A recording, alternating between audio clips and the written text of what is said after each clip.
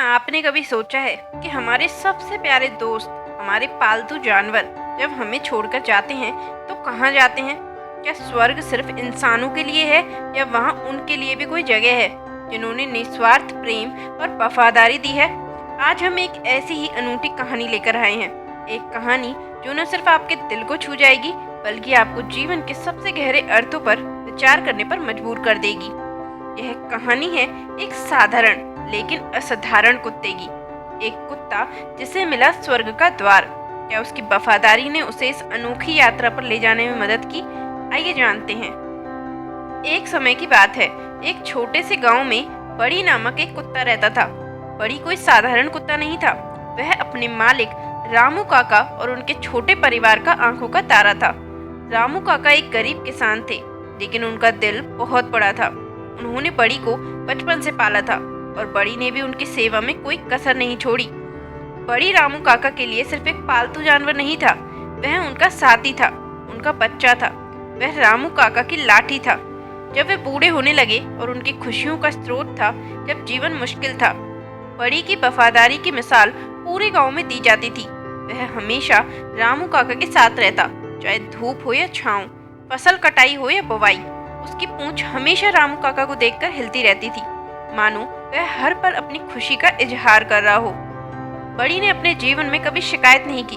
उसे जो मिला उसी में ही खुश रहता। उसकी भूख, उसकी प्यास सब रामू काका के बाद। उसकी दुनिया रामू काका के इर्द गिर्द घूमती थी। उसने हमें सिखाया कि निस्वार्थ प्रेम क्या होता है, लेकिन जीवन का एक कड़वा सच है, सब कुछ क्षणभंगुर होता है। समय अपनी गति से चलता रहा और बड़ी भी बूढ़ा होने लगा। उसके बाल सफेद होने लगे, उसकी चाल धीमी हो गई। एक दिन बड़ी बहुत बीमार पड़ गया। रामू काका ने उसकी बहुत सेवा की, उसे दवाइयाँ दी, लेकिन शायद कुदरत को कुछ और ही मंजूर था। एक शांत सुबह बड़ी ने अपनी अंतिम सांस ली। रामू काका का दिल टूट गया। उन्होंने अपने प्यारे साथी को खो दिया था। गांव के लोग भी उदास थे, क्योंकि बड़ी सिर्फ रामू काका का कुत्ता नहीं था, वह पूरे गांव का हिस्सा था। रामू काका को लगा जैसे उनके जीवन से एक रोशनी बुझ गई हो। उन्होंने कभी नहीं सोचा था कि बड़ी के बिना उनका जीवन कैसा होगा, लेकिन यह अंत नहीं था। यह तो सिर्फ एक नई यात्रा की शुरुआत थी, एक ऐसी यात्रा जहां वफादारी का इनाम मिलता है। जब बड़ी की आंखें खुली तो वह चकित रह गया। अब वह रामू काका की झोपड़ी के बाहर नहीं था, वह एक ऐसे स्थान पर था जहां सब कुछ उज्जवल और शांत था। हवा में फूलों की सुगंध थी और पक्षियों का मधुर कलरव गूंज रहा था। यह एक ऐसा स्थान था जहां उसे कभी दर्द या भूख महसूस ही नहीं हुई। दूर उसे एक भव्य सुनहरी चमक वाला द्वार दिखाई दिया। यह कोई साधारण द्वार नहीं था, यह वह द्वार था जिसके बारे में इंसानों ने सदियों से बात की है, स्वर्ग का द्वार। बड़ी ने कभी स्वर्ग के बारे में नहीं सुना था, लेकिन उसे पता था कि यह एक बहुत ही खास जगह है। जैसे ही बड़ी द्वार की ओर बढ़ा, उसे कुछ और आत्माएं मिली। वे भी जानवर थे।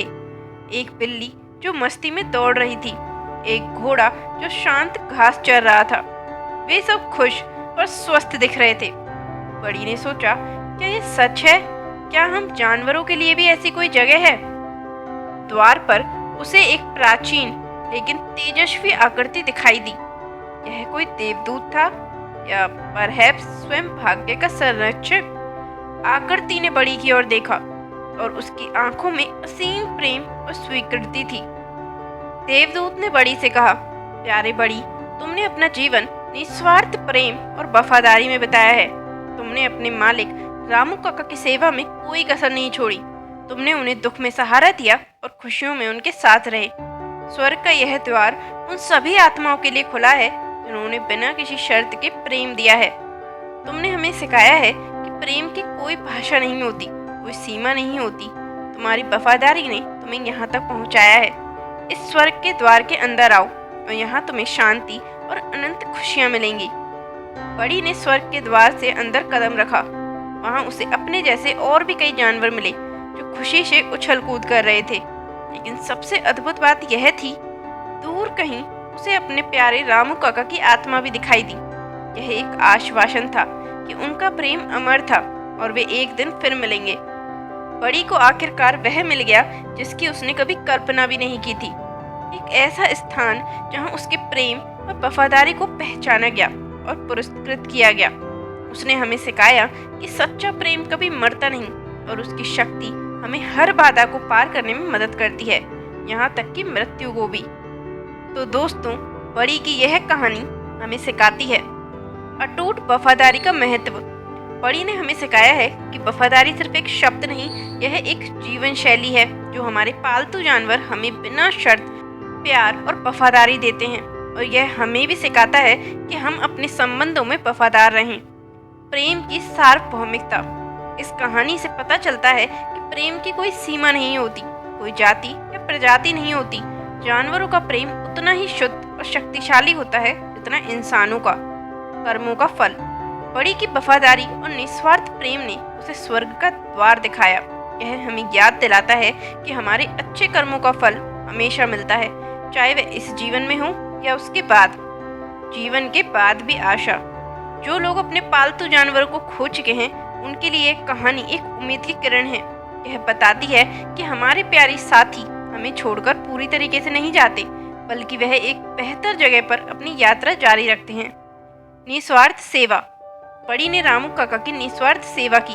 यह हमें प्रेरित करता है कि हम भी अपने आसपास के लोगों और प्राणियों के प्रति दयालुता और सेवा का भाव रखें। अपने पालतू जानवरों से प्रेम करें, उन्हें अपना समय दें, उनकी देखभाल करें, क्योंकि वह हमें वह खुशी और साथ देते हैं जो शायद इंसान भी नहीं दे पाते, और उनकी वफादारी हमें जीवन के सबसे महत्वपूर्ण सबक सिखाती है।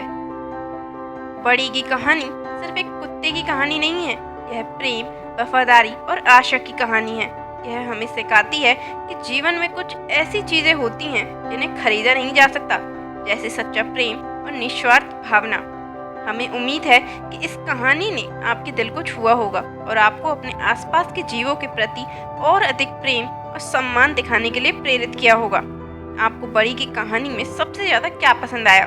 क्या आपके पास भी अपने पालतू जानवर के साथ कोई ऐसी ही दिल छू लेने वाली कहानी है? हमें कमेंट्स में ज़रूर बताएं। अगर आपको यह वीडियो पसंद आया तो इसे लाइक करें, अपने दोस्तों और परिवार के साथ शेयर करें, और हमारे चैनल को सब्सक्राइब करना ना भूलें। ऐसी ही और प्रेरक कहानियों के लिए जुड़े रहें, क्योंकि जीवन में एक ऐसी कई अनकही कहानियां हैं जो आपको प्रेरित कर सकती हैं। अगली बार तक अपने आसपास के प्यार और वफादारी को संजोए रखें। मिलेंगे एक और नई वीडियो के साथ। जय श्री कृष्ण।